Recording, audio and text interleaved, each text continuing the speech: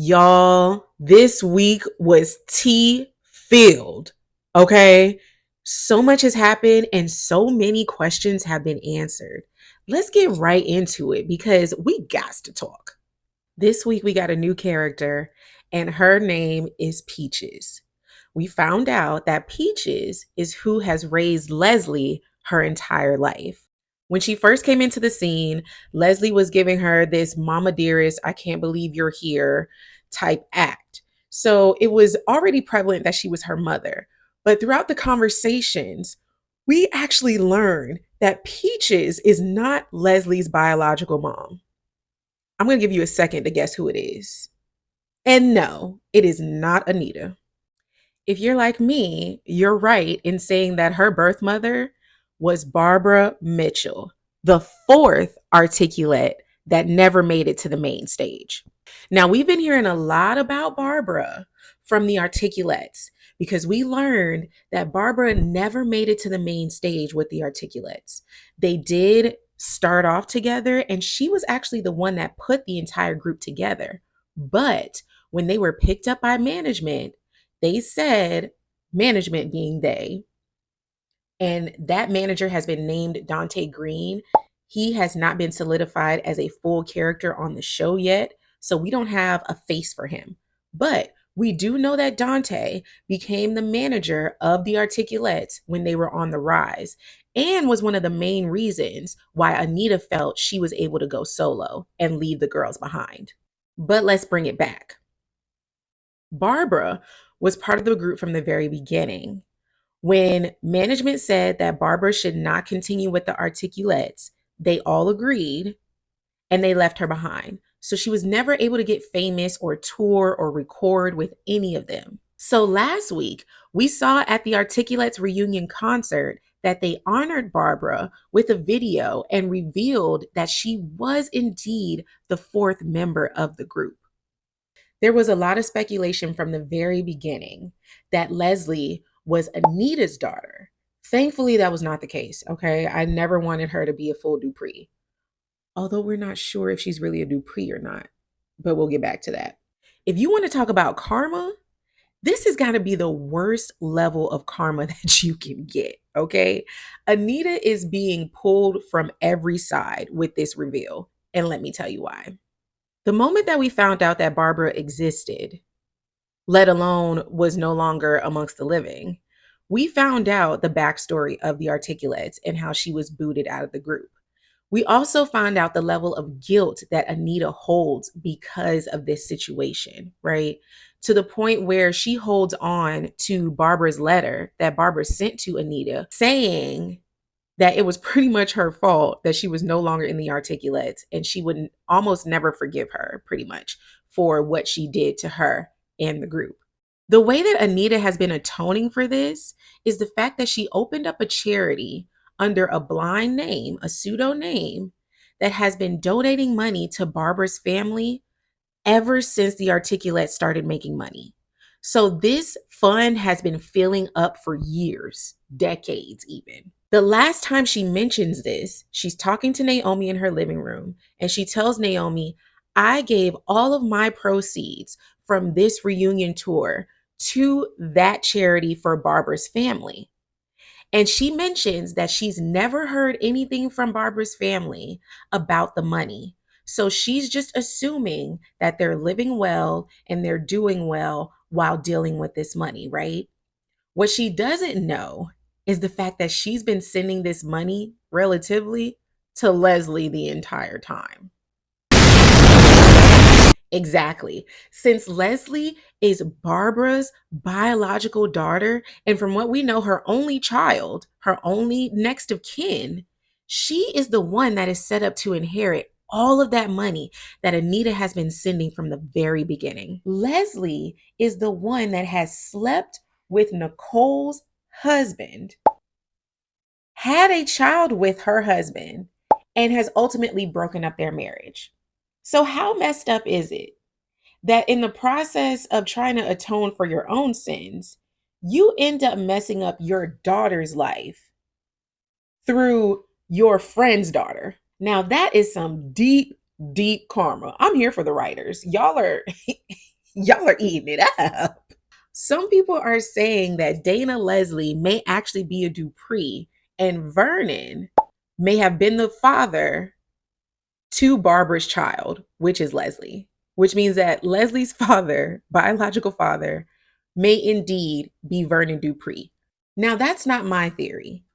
I believe her biological father is actually Dante Green, who has been named the manager for the Articulates from the very beginning.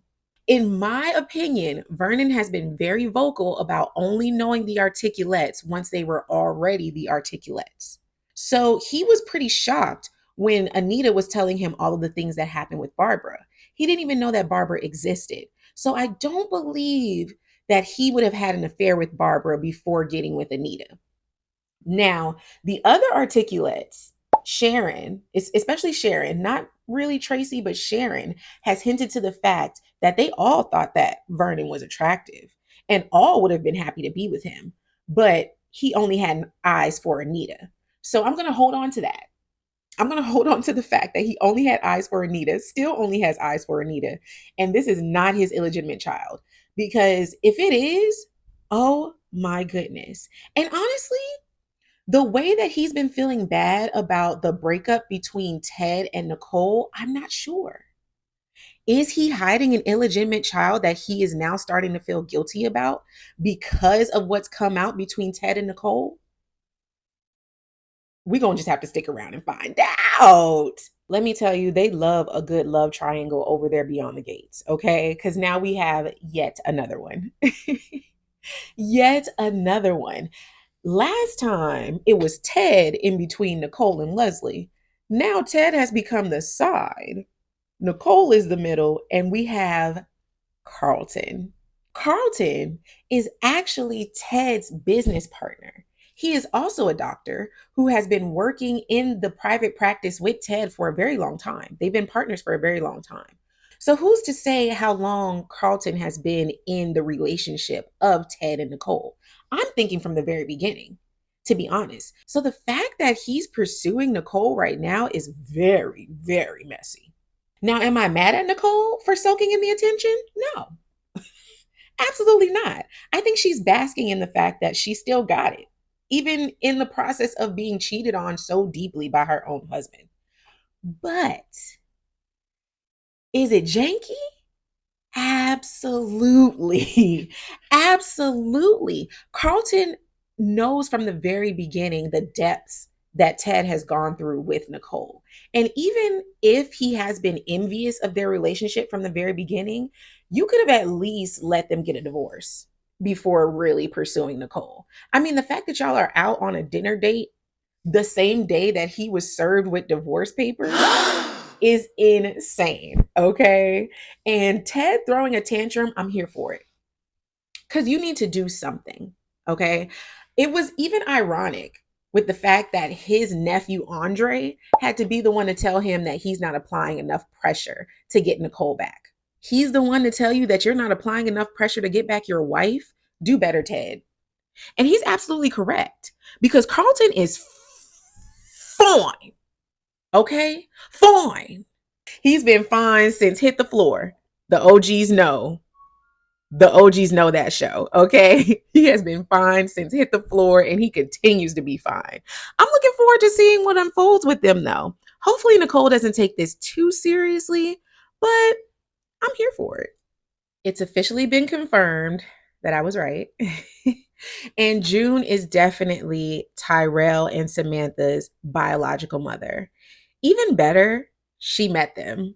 She was able to go to their house and talk to them while Martin and Smitty were there. And I think the conversation was very revealing. You see the dichotomy between Tyrell and Samantha when it comes to June because they both remember very different situations. Tyrell is a bit older than Samantha, so he remembers the back and forth of June's addiction issues, being left alone, being left with people that they didn't know, not knowing if she was ever going to show up, not knowing if they were going to eat that day.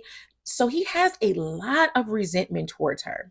Samantha, she remembers some, but she's a little softer towards her because she was younger and she does picture her in just a more beautiful, motherly way. Martin and Smitty are going to be very territorial and very particular about the parts that they let her in on when it comes to their lives. So, this is definitely going to be a bumpy transition. At the end of the scene, Martin did ask Smitty if he could move back in so that he can help be completely on board with the kids 100% of the time. And I think that this is the perfect time for him to move back in. Smitty may have some pushback because he still feels some type of way, but at the end of the day, you got to let Pops be Pops. And he got to be up in the room where it happens, okay? Because I don't really trust you or her sister, to be honest. Now that they know the full identities of the kids, I'm really hoping that they don't try to break up the Smitty and Martin family that they've created, right? Because this has been the safe space and honestly what June has dreamed for the kids from the very beginning. Gosh, I swear I roll my eyes every time I have to talk about them. I mean, they are so exhausting. Every time I think I am loosed from the reins of this couple, we are reeled right back in. Dererick has been fully broken up with Ashley, despite everyone trying to make him get back in there. Her mother has been interfering. Uh, Jacob keeps telling him to keep trying. Look, the relationship is over. At least we thought. Until old boy gets rolled into her hospital on a gurney. And I saw it coming. I saw it coming. Everybody's been hinting at the fact that he's been working out too hard and he's going to start this marathon way too early. He hasn't had the proper training for it. But since he's Mr. Fireman and Mr. Adrenaline, he thinks that he can do whatever. Well, he had a biking accident, which resulted in him flipping over the bike and landing on his back with his lower back hitting the concrete. So now he's going into surgery to see if he'll be able to walk again. Honestly, he has some damage to his spine that is going to be pretty bad to his leg functions and things of that nature. The real annoyance is the fact that Ashley is once again inserting herself into the situation. The first thing she says to her mom is, "Oh, I hope this didn't happen because of me." Girl, not everything is about you. I mean, can the man actually make a mistake on his own without you being the root of the problem? And the fact that she goes into his hospital room and says that she still loves him before he goes into surgery, what was the point? What was the point of even doing that? You've now confused him again. You've now reeled him back into your spider web. And it's probably going to be detrimental to his recovery and everything. And honestly, Ashley, what's the plan? What's the plan? What happens if he actually is paralyzed from the waist down? Do you plan on marrying him and taking care of him for the rest of his life and your life? No. No. You were ready to kick this man to the curb for a night in Paris in Andre's apartment. Get a grip. Okay. You can be there for him and emotionally support him, but for you to manipulate him and say, "Oh, I still love you. I never stopped loving you," while he's on this sick bed, it's pretty sick in itself, to be honest. Loose this man, please. Chelsea and her Dr. Boo Madison are still very much in love and going strong. But I'm scared for my girl Chelsea, okay? Her previous love interest has really been cuckoo lately, okay? She came to the hospital with head injuries, saying that she fell on a sidewalk, but she revealed to Chelsea that actually her husband had been abusing her. And Chelsea is a bit gullible, right? Chelsea definitely has a big heart and she wants people to understand that she is caring and she does love people deeply.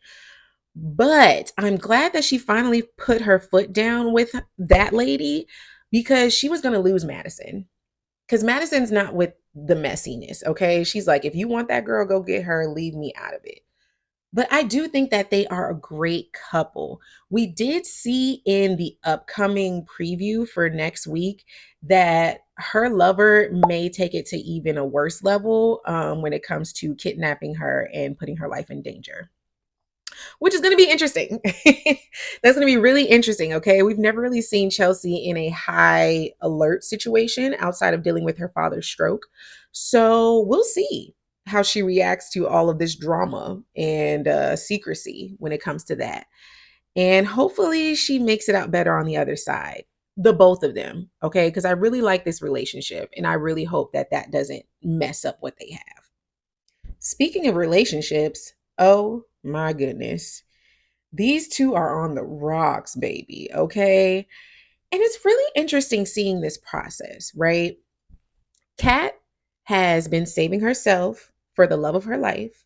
And now that she's finally given herself to who she believed was the love of her life, Tomas, she's not enjoying the ride, like at all. They've been in cahoots twice. And she's confirmed that even the second time, she's not feeling it. Okay. Now, my question is, where exactly is this storyline going? For her to have waited so long and fantasized so long about what it would be like and what would happen and all of these things, I can understand her being disappointed the first time. But now that it's happened again and she's still not feeling it, now we have to dive into the fact of, does she really like Tomas or not? And the sad part about it is he couldn't be more into her now. Now that they've opened those floodgates and he feels like she's fully committed to him and he's fully committed to her, he is fully in this and she's over it. She's over it to the point where she doesn't even really want him around like that. And I'm interested to see what happens with this because now it leads us back to the previous love triangle. This love triangle right here is still in full effect, regardless of the fact that Tomas has told Eva that he's fully into Kat now, because she keeps running into him in the weirdest places, right? And the fact that this chemistry is still a thing, I do think that this is going to come into play with the fact that Kat is not feeling their sexual relationship anymore.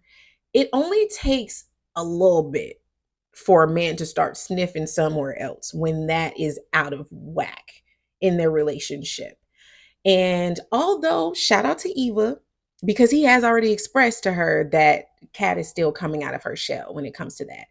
And Eva definitely expressed the fact that, yo, you've been doing this for a very long time. Kat is just getting into this. You got to give her some time to like get into the groove. So thankfully, she's being truthful about that. But you can also tell that she's only like two pieces of advice away from telling Tomas to just leave it alone and come over here. Like she very much likes Tomas and these conversations are pretty painful for her whenever he's coming over all giddy or even concerned about his relationship with Kat because Eva doesn't understand why he doesn't choose her over Kat, but we know why. No, it's not about the money. I don't think that he's attracted to Kat's wealth, like Bill and Ted were back in the day with Danny and Nicole. I do believe that Tomas simply fell for Kat first. I do believe that he was just invested in her and met Eva later and felt like, oh, I have to pursue everything with Kat before I can fully let this go. And I'm not mad at it, but I do wish that he would be a lot more truthful about his current feelings because by him just completely choosing Kat just because they slept together doesn't negate the fact that he still feels some type of way towards Eva. And it shows every time they're around each other. Now, next week, I need for them to focus on this storyline, okay? Because we need to know exactly what the relationship is between these two. I've already voiced the fact that I don't think that it's a coincidence that he was there to help her when she was having her miscarriage in the restaurant, right? I also believe that he was the one that she called when she was in Bill's office to ask for a favor. And I believe that that favor was that fake blood that she had on her when she was having the miscarriage.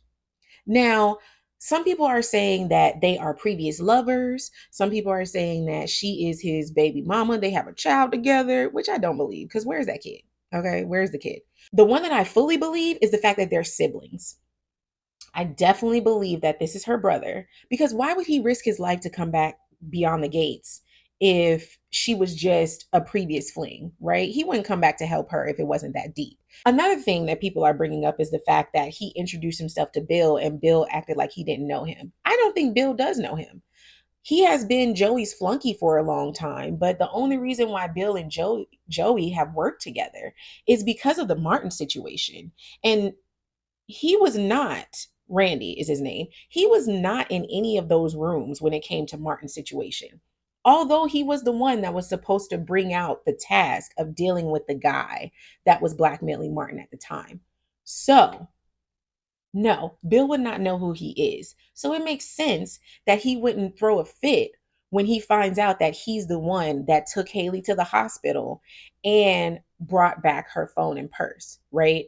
But I do believe that they are siblings. And I also believe that whatever doctor that lady is, she's kin to them too, because Haley was never pregnant. You can't convince me that she was ever pregnant. So for this doctor to, every time she comes in the hospital, it's always her. Okay. And then she's the one to tell them, oh, you can get pregnant in a few months. Like, you're fine. Don't worry about it. Just don't stress yourself out. Girl, based off of what? Based off of what? I don't know. There's too much fishiness going on in here. Oh, and let me give you a theory about Haley. Okay. Why would she create this fake pregnancy in the first place? So that Bill could open up that college fund, so that he could start putting away all that money for their baby, right? Because even think back to when they started talking about the miscarriage and how she was like, well, I guess you can close the account now since the baby isn't happening. And he was like, no, I'm going to double it. And she acted all surprised. Why? Why would you do that? Why are you worried about how much money is in that account, Haley? It's giving your run money. It's giving you're going to wipe that account clean and leave when you can to pay off your brother and whoever else, that doctor, whoever else is in y'all circle. Okay. It's giving you married Bill just to get to his money. I still believe that. And I do believe that this college fund is going to come into play more as we see them coming off the high of losing this child and getting deeper into their relationship. We'll see. But ooh, Haley, karma is real. Okay. And this is going to come back around. The truth is going to come to light about this fake pregnancy and everything. So I'm going to keep watching. I'm going to keep watching because we got to see what happens. The more that happens beyond the gates every week, the more we have questions to ask, okay? The questions remain.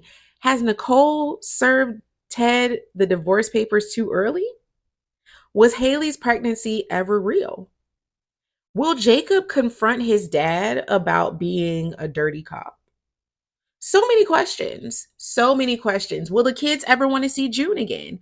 So many questions. Hit me in the comments. Let me know how you feel about this week and what your answers are for these questions that we have going into the next week. I'm so excited to keep watching this. I love talking to you guys about it, and we'll continue to keep this going, okay? Because the drama is real beyond the game.